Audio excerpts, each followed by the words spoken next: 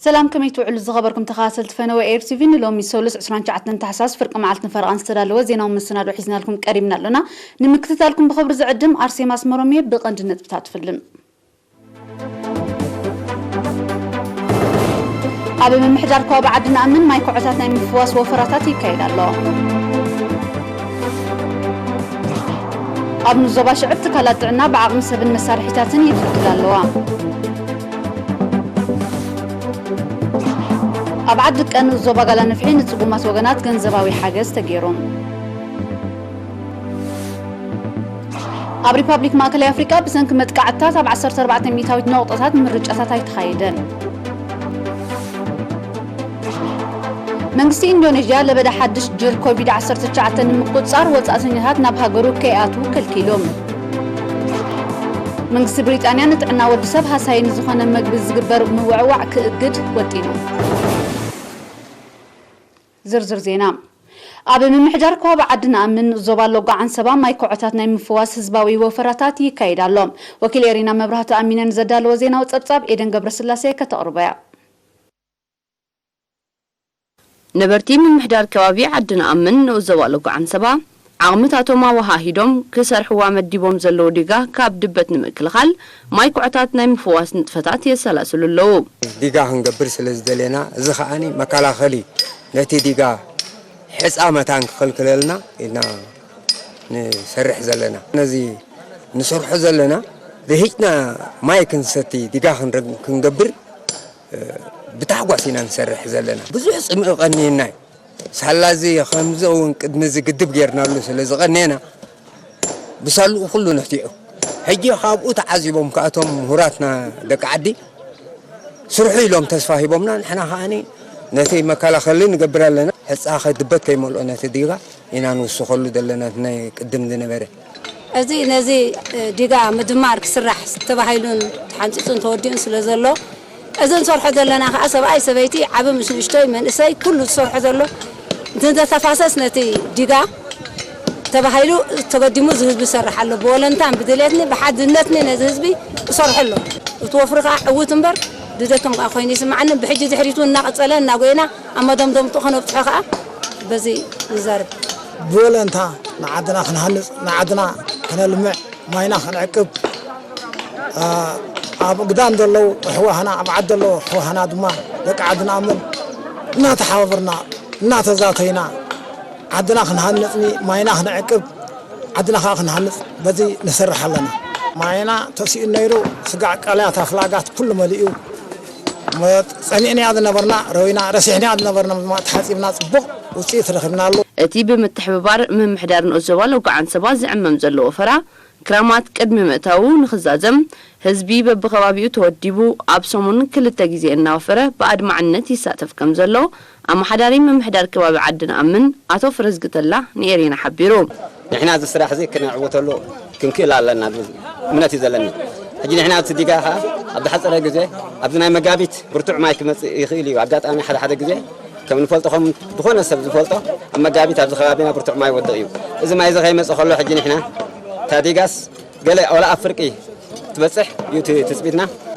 كنقلت دلينا او اداد بانا يزي مجمريا بكوماتي ب10 كوماتيات ما حضر عندنا امن اذا 10 كوماتياتن كا ازي كم ديغازي ابزو وفري اذا شومه كومات كلو خلا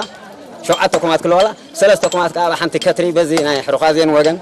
أو يسرح له نتي سرح زمرح زلو أبال المنستر حرشة أتو دالش تسفاي بوجنو نبرتي أم فواس ماي كعتات هابتام تمكرو كم زلو من ربحو أبل زحلف عمتات بجبري كم زرعيون بمتكاس اتعمام نزيز انحا كترتات نمصقانن حدش مسرحن كم زتقال لابريوم كلتشحن 10 شومنتن ما جمرنا سرح زي حساب سوسان شومنتن كون كتري كتير رقم حجه زي كلتشحن 10 شومنتن وصيت دما كم عينت من لماي ابدي هيبنا له مالتي تهزبخا نزري تتابعو ابتحتياون ديغا تسرح مدمار تبهل ديغا مدب سلد مصاي زمس مصخا مقصلتنا كلتشحن 10 شومنتن تغبر خطري اجل مزين نقصل لنا مالتي يجيك 10 خطرات بصيحنا لنا قداماي نسته طري مايو اكو بعد سلدلا نتين وصين دلا بريلات هنا تاشمو نهتامي خلاي طري زستي ثالثاي كا لمعاتاوي جرادين مدب تتحجل لنا اجازات غازي ام سودس نسرس على محزات بقشادلا ልክዕ ኣብ ሰለስተ ዕላማ ክትወቅዕካ ዓብይ ተስፋ ይደለና ማለት እዩ ህዝቢ በብኸባቢኡ ጸገማቱን ምፍታሕ ንዝወስዶ ዘሎ ተበግሶታት ዘመጎሰ ኣመሓዳሪ ንኡዘባ ለውጋዓን ሰባ ኣቶ አብርሃም ሓጎስ ድማ ንጥፈታት ምዕቃብ ማይን ሓመድን ኣብ ዝሓለፈ 2 ዓመታት ውጽኢቱ ኣብ ባይታ ከም ተራየ ብምሕባር ክትስራሕ ተመዲባ ናይ ዘላ ዲጋፍ መጽናዕትን ውጥንን ተጻፊፉ መስርሕ ህንጸታ ንኽጅመር ንዓዲ ከም ተረከበ ኣነጺሩ እታ ዲጋፍ ምስተዛዘመት ትሕተ ባይታዊ ማይ ንምህብጣም ጸገም ዝተማይ ሰብን ጥሪትን ብምፍታሕ ኣብ ሕርሻዊ ልምዓት እውን ኣበርክቶ ክህልዋ ተጽቢት ይግበር መምሕዳር ከባቢ ዓድና ምን ሓንቲ ካብ 13 መምሕዳራት ከባቢ ንኡዘባ ለጓዓን ሰባ ኮይና ኣስታት 900 ስድራ ቤታት ይነብራ ኣብ ንዞባ ሽዕብ ዘለዋ ትካላት ጥዕና እኹልን ብቑዕን ዓቕሚ ሰብን መሳርሒታትን ዓጢቐን ብምህላውን ዝህበዋ ኣገልግሎት እናበረኸ ምምጽኡ ሓላፊ ኣገልግሎት ጥዕና ኣብቲ ንዞባ ነርስ መወልዳን ዜናዊ ገብረ ድንግል ገሊጹ ነሪና ኣብ ዝሃባ ሓበሬታ ነርስ ዜናዊ ኣብ ማእከል ምምሕዳር ንዞባ ዝኾነት መንሸብ እትርከብ ማእከል ጥዕና ዝሓሸ መሳርሒታት ዝዓጠቑ ሞያውያን ወኒና ስለ ዘላ ዝተማልአ ኣገልግሎት ይወሃብ ከም ዘሎ ድሕሪ ምግላጽ ብሰንኪ ድሕሪ ልምድታት ከጋጥም ዝጸንሐ ሞትን ስንክልናን ኣዝዩ ከም ዝነከየ ሓቢሮም ተራ ወከልቲ ጥዕና ዓዲ ኣብ ዝመዳይ ዝምስገን ምዃኑ ዝተቐሰ ነርስ ዜናዊ ኣብ ከም ወዓስ ቀርዋርሕ ረበል ገጽ ገምሮትን ዑሉሊትን ዝኣመሰለ ርሑቕ ከባቢታት ከይተረፈ መደባት ክታበት ከም ዝካየድ ብምሕባር ካብ ታሕሳስ ክሳብ ሚያዝያ ኣብ ዘሎ ወርሓት ካብ ንዞባ ኣፍ ዓበትን ገለ ከባቢታት ዞባ ዓንሰባን ናብ ንዞባ ሽዕብ ዝሰብኽ ብዙሕ ህዝቢ ስለ ዘሎ እቲ ስራሕ ከም ዝፅዕቕ ኣፍሊጦም ኣብ ንዞባ ሽዕብ 29 ሰሞያ ጥዕና 46 ወከልቲ ጥዕና ዓዲ ከምኡውን 98 ኣሳለጥቲ ህዝባዊ ጥዕና ከም ዘለው ሰነዳት ንዞባ የነጽር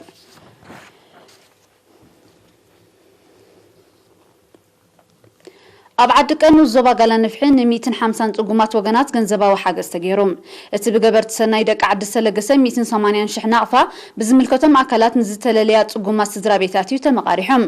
ኣብቲ ናይ ምዕዳል ስነ ስርዓት ኣካያዲ ስራሕ ምምሕዳር ንዞባ ጋላነፍሒ ኣቶ መስፍን ገብረትንሳኤ እቲ ሓገዝ መቐጸልታ ናይቲ በብግዚኡ ብኮም ደረጃ ክግበር ጸንሐ ደገፍ ምዃኑ ብምጥቃስ ነቲ ኣበርክቶን ዝገበሩ ዜጋታት ሞጊሶም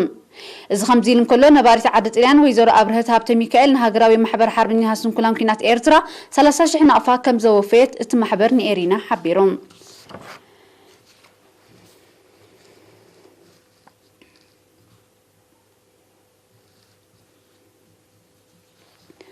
ኣብ ፈልከት ንዞባ ኣፍ ዓበት ኣብ ትካል ጥዕና ናይ ዝገላገላ ነፍሰ ጹራት ቁጽሪ ብ57 ሚታዊት ከም ዝዓበየ ተሓቢሮም ሓላፊ መደበር ጥዕና ፈልከት ተሓጋጋዝ ነርስ ጸጋ ዮሴፍ ንኤሪና ኣብ ዝሃባ ሓበሬታ እቲ ተመዝጊቡ ዘሎ ዕቤት ውጽኢት ዝተኻየደ ጎስጓሳት ምዃኑ ብምጥቃስ ኣብቲ ከባቢ ከይተኸትበ ዝተርፍ ቆልዓ ዘይምህላው መርኣያ ሰሪጹ ዘሎ ንቕሓት ከም ዝኾነ ኣብርሂዮም ጽሬታ ከባቢ ንምውሓስ እውን ኣብ ምምሕዳራት ከባቢ ፈልከት ኣይጣሓልን ቅላመትን ከም ዝሰረቱ ሓባራዊ መደባት ከም እተተግበረ ዝሓበረ ተሓጋጋዚ ነርስ ጸጋይ ብዝሰፍሐ ክስራሓሉ ምዃኑ ገሊጾም ተገልገልቲ ብወገኖም ኣብታ ትካል ጥዕና ዝተማልአ ኣገልግሎት ምክትታል ጥንስን ሕርስን ክታበት ህፃናት ከምኡውን ምክልኻልን ምፍዋስን ሕማማት ትሕቲ 5 ዓመት ቆልዑ ስለ ዝረኸቡ ጥዕናኦም ብሓፈሻ ጥዕና ኣደን ህፃን ድማ ብፍላይ ተዋሒሱ ከም ዘሎ ገሊጾም መደበር ጥዕና ፈልከት ኣብ ምክትታል ጥንስን ሕርስን ሕክምና ተመላለስቲ ሕሙማት ክታበት ህፃናትን ፋርማስን ዘጠቓልል ንጥፈታት ተሰላስል ዝኸበርኩም ተዓዘብትና ድሕሪ ዝሓጻር መሰጋገሪት ሃገራዊ ዜናታት ሒዛ ክመለሰኩም እየ ምክትታል ክትቅጽሉ ደጊመ ብኽብሪ ዕድም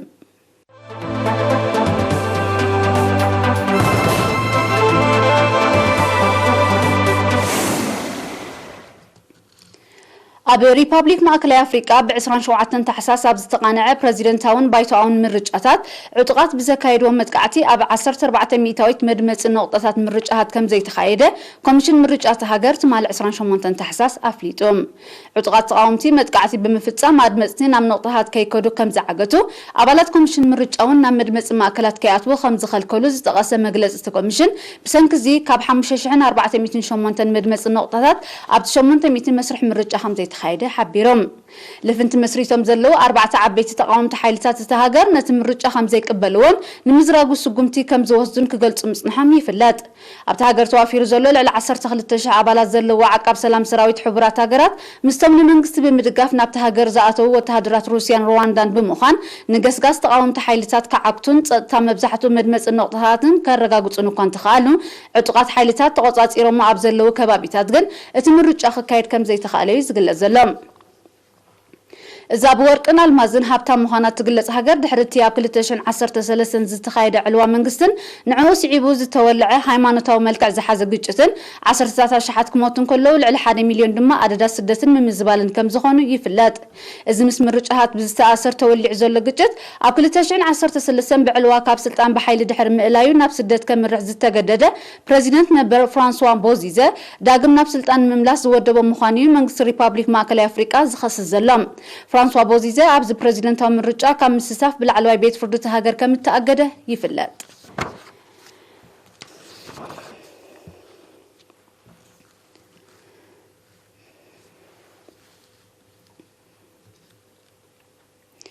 መንግስቲ ኢንዶኔዥያ ለበዳ ናይቲ ካብ ብሪጣንያ ከም ዝተበገሰ ዝተገልጸ ሓድሽ ጅር ኮቪድ-19 ንምቁፅጻር ወጻእተኛታት ንክልተ ሳምንቲ ናብ ሃገሩ ከይኣትዉ ዝኽልክል ሕጊ ኣጽዲቖም ሚኒስትሪ ጉዳያት ወጻኢ ኢንዶኔዥያ ብ28 ታሕሳስ ኣብ ዘውፅኦ መግለጺ እቲ ካብ 1 ጥሪ 2021 ግብራዊ ዝኸውን ሕጊ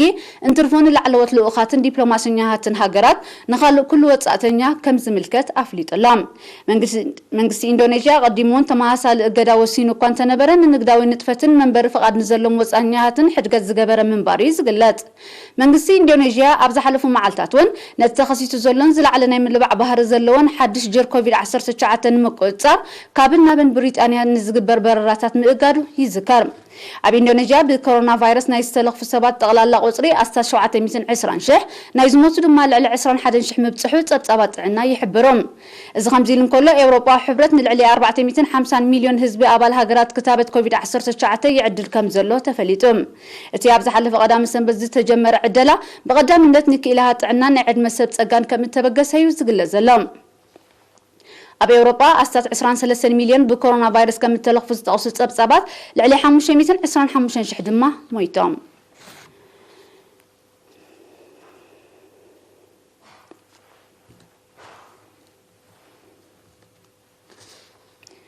መንግስቲ ብሪጣንያ ካብ ወርሒ ሚያዝያ 2022 ጀሚሩ ንጥዕና ወዲ ሰብ ሃሳይ ዝኾነ ዓይነታት ምግብን መስተን ዝግበር ምውዕዋዕ ክእግድ ወጢኑ ከም ዘሎ ብ28 ታሕሳስ ኣፍሊጦም እዚ ኣካል ናይቲ ምኽሳዕ ወይ ምኽራሽ ብምውጋድ ጥዕና ሕብረተሰብ ንምርጋዝ ዝወስዶ ዘሎ ምዃኑ ዝሓበረ መንግስቲ ብሪጣንያ ልዑል መጠን ስብሒ ሽኮርን ጨውን ዘለዎ ዓይነታት ምግቢ ዝግበር ምውዕዋዕ ከምኡን ኣብ ኣብያተ ምግቢ ብነጻ ዝቐርብ ልዑል ትሕዝቶ ሽኮር ዘለዎ ልስሉስ መስተን ከም ዝእገድ ኣነጺሮም ኣብ ብሪጣንያ ምኽሳዕ ሓደ ካብ عبيت عنا وصقمات النخوني متسكم زلو زغلطو صبصبات لعل كلتا سيسو كم منسيات تهاجر كمون حدا كاب سلسته تمهارو مباتا قدايلو علم ميزانن صعبيناتون كم زخونو يردوم ሚኒስትሪ ጥዕና ብሪጣንያ ብዘውፅኦ መግለጺ እቲ ስጉምቲ ጥዑይ ምግብን ኣመጋግባን ብምዝውታር ጥዕና ዜጋታት ንምሕላውን ጥዕና ዝተሓለወት ሃገር ንምውናንን ምዃኑ ኣፍሊጦም ቀዳማይ ሚኒስትር ቦሪስ ጆንሰን ብኮቪድ-19 ከም ተለኽፈ ድሕሪ ምቅልሑ ሚዛን ሰብነቱ ነቲ ሕማም ካብ ዘቃልዕዎ ቀንዲ ረቑሒታት ብምዃኑ ሚዛኑ ንምንካይ ከም ዝፅዕር ከም ተመባጽዐ ይዝከር بمسارات كيلها طعنا مخصعن مسؤول تحاز طعنا وصقماتن ملكفت كوفيد-19 كاب زقالعو قند طنقساتيم بريطانيا اب هاغور اوروبا بلبعي كورونا فيروس بخبير كاب تتصلوا هاغرات كتكونن كلا تقلالا قصري لعل 2.3 مليون نايزموت دما لعل 71 شح بتحلهم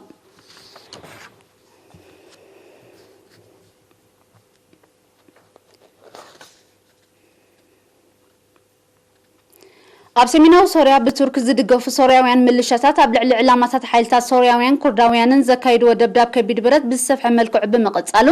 ብርቱዕ ውግእ ይካየድ ከም ዘሎ ተሓቢሮም በቲ ኣብ ስትራቴጂካዊት ከተማ ዓይን ዒሳን ከባቢኣን ዝካየድ ዘሎ ብደብዳብ ከቢድ ብረት ዝተሰነየ ግጭት ንህይወቶም ዝሰግኡ 10,000 በርጌስ ኣረዳም ምዝባል ከም ዝኾኑ ተገሊጾም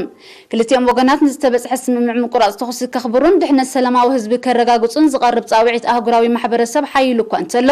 እቲ ግጭት ኣብ ቀረባ ዝዓርፍ ከም ዘይመስልን ናብ ሰፍሐ ቀጥታዊ ኩናት ከየምርሕ ዘስግእ ምዃኑን እዮም ምስቲ ከባቢ ቅርበት ዘለዎም ተንተንቲ ዝገልጹ ዘለዎም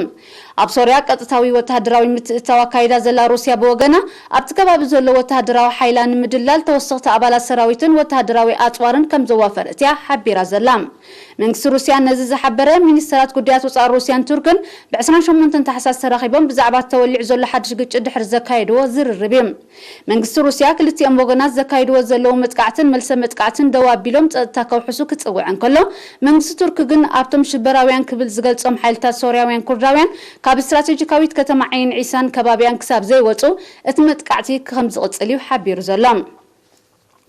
بزي ድማ ግጭት ናብ ዝኸፈ ግጭት ብምምራሕ ነቲ ብተዛማደ ሃዲዩ ዝጸንሐ ግጭት ሶርያ ዳግማይ ከየለዓዕሎ ዘስግእ ኮይኑሎም እቲ ግጭት ተወሊዕሉ ዘሎ ከባቢታት ኣካል ናይቲ ኣብ መንጎ ሩስያን ቱርክን ብዝተበጽሐ ስምምዕ ካብ ወተሃደራዊ ህላወ ነጻ ክኸውን ዝተወሰነ መሬት ሰሜናዊ ሶርያ ክኸውን እንከሎ ነዚ ንምርጋጽ ክልተን ሃገራት ብሓባር ናይ ኮለላ ንጥፈታት ከም ዘካይዳ ይሕበር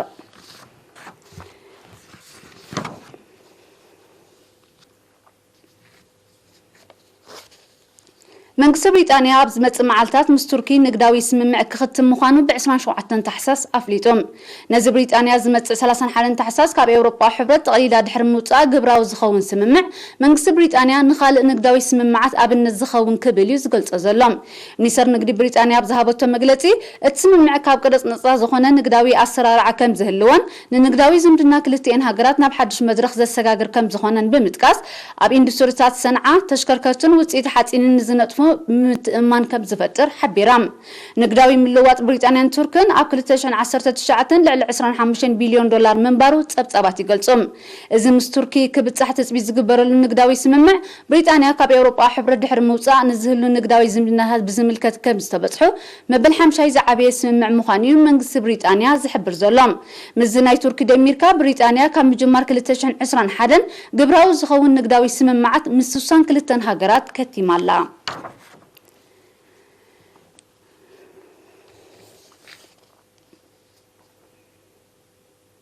ናይ መወዳእታ ዜና ንኡጋንዳን ዴሞክራሲያዊት ሪፓብሊክ ኮንጎን ኣብ ዘዳብ ክፋል ቀላይ ኣልበርት ብዝተኸስተ ሓደጋ ምጥሓል ጃልባ ብውሕዱ 26 ሰባት ከም ዝሞቱ ንሰመዚ ሲቪላዊ ድሕነት ኡጋንዳ ብምጥቃስ ማዕከናት ዜና ኣቃሊሐን ጠንቅቲ ሓደጋ ብርቱዕ ንፋስ ዝዓብለሎ ኩነታት ኣየር ምዃኑ ዝሓበረቶም ሰመዚ ብዝተኻየደ ህፁፅ ናይ ምድሓን ህይወት ስራሓት 21 ሰባት ብህይወት ከም ዝሰረሩ ብምጥቃስ ሓያሎ ድሃዮም ዘይተረኽበ ብምህላዎም ግዳ ቁፅሪ ግዳያት ክዛይድ ዘሎ ተኽእሎ ልዕል ምዃኑ ኣሚቶም መብዛሕትኦም ግዳያት ኣብ ወሰናስን ኡጋንዳ ናይ ትርከብ ከተማ መዓልቲ ዕዳጋ ንምርካብ ዝጓዓዝ ዝነበሩ ነገዳት ምዃኖም እዩ ዝሕበር ዘሎም ኣብ ኡጋንዳ ልዕሊ ዓቐን ጽዕነት ሕማቕ ኩነታት ኣየርን ትሑት ናይ ድሕነት መሳርሒታትን ዝጠንቁ ሓደጋታት ምጥሓል ጀላቡ ብብዝሒ ከም ዘጋጥም ጸብጻባት ይገልጹ